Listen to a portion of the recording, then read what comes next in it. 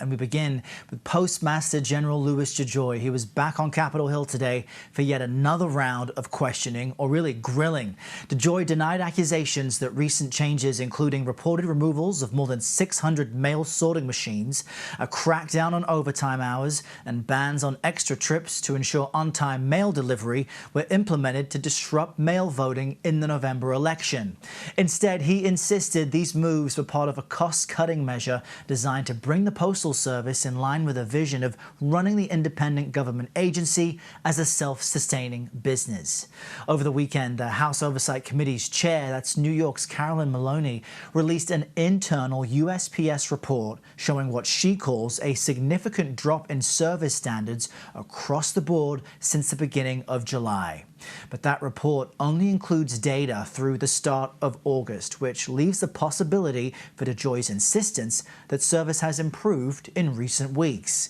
Democrats pressed the Postmaster General on why the report was leaked by a whistleblower rather than DeJoy turning it over to the Senate himself before his testimony there last week. Listen.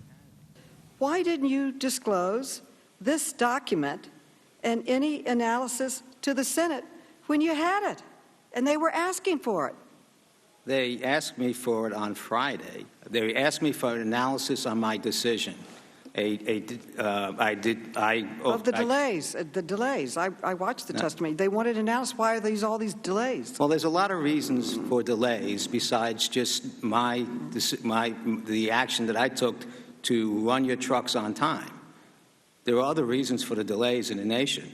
The question is, will you put the machines back? The answer is no, and every accusation you made, other than the trucks adhere to the truck schedule, is inaccurate and more misinformation for the American public. You won't put the machines back, though. You took them out. They're high-speed machines.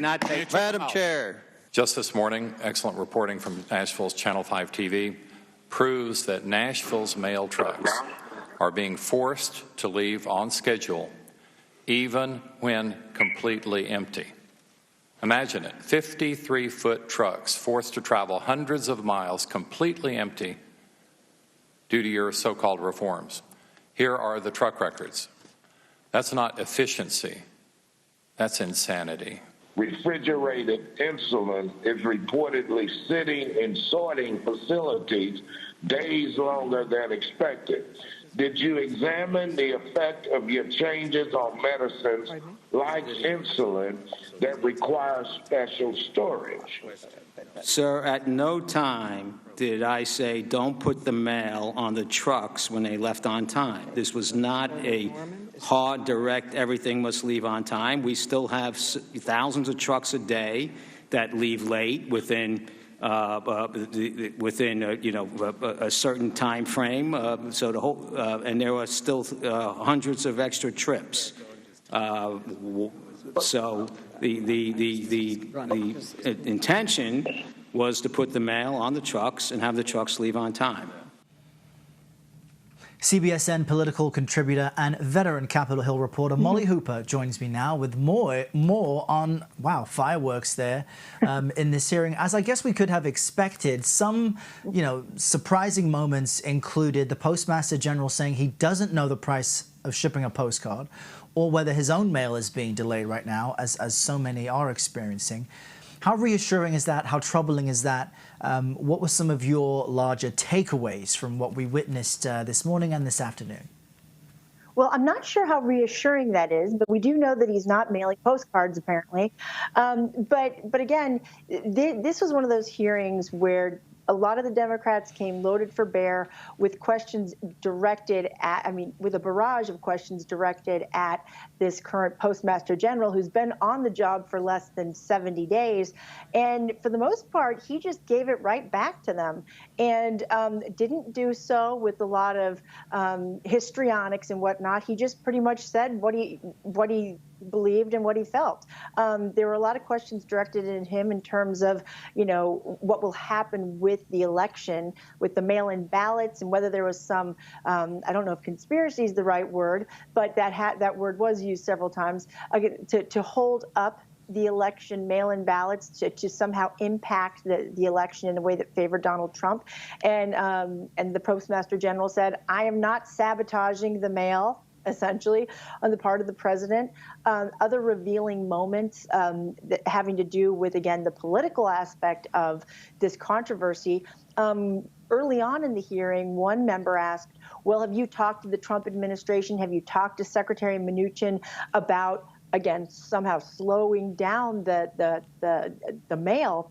And basically, Postmaster General DeJoy said, listen, no, I have not talked to them about that, but I have started to get the word out among my friends. Keep in mind, he has a lot of friends high up in the Republican Party circles, and he said, let's get the word out to the president that it's not helpful for him to say that the Postal Service is not working correctly or that there's something wrong with the Postal Service. Apparently that met deaf ears, but essentially Louis DeJoy defended the Postal Service and their ability to handle the upcoming election, where we are going to see a lot of mail-in voting and a lot of mail-in ballots.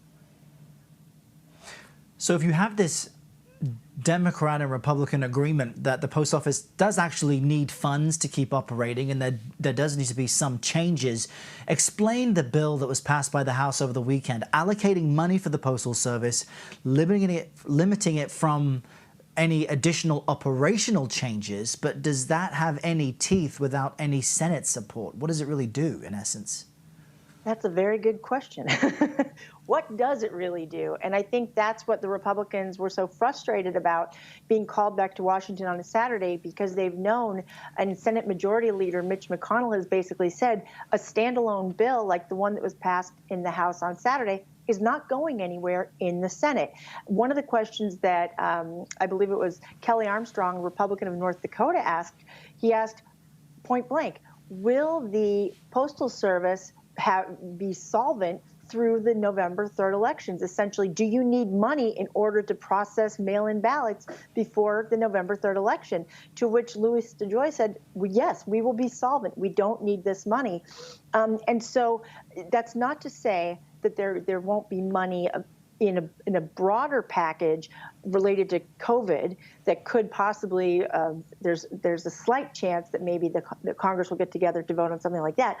But in terms of a standalone bill, like the one that was passed in the House on Saturday, it's just not going to happen before the election.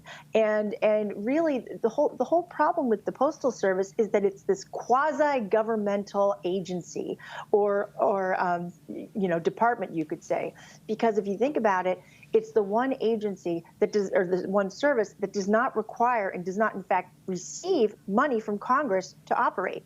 It has to self-sustain, which is a large problem because they're running currently at a deficit. They're running they're basically $10 billion in debt. And what Louis DeJoy is asking for is asking for Congress to make structural reforms to the Postal Service that would help it, continue to continue to operate. But that doesn't mean getting $25 billion infusion of money right now. That means changing their current mandate to pre-fund healthcare and retirement plans for their workers, and that's something totally different. But in terms of whether that will impact election returns and mail-in ballots, it will not. Yeah, pre-funding those retirement accounts some 75 years ahead of time. A law that was passed in 2006 makes this something the Postal Service has to do to balance its books. Very unique, and it's a huge reason of why financing the Postal Office has been so controversial. But very interesting to watch today, an issue that impacts all of us. Molly Hooper, thanks for your insight. Appreciate it. Thank you.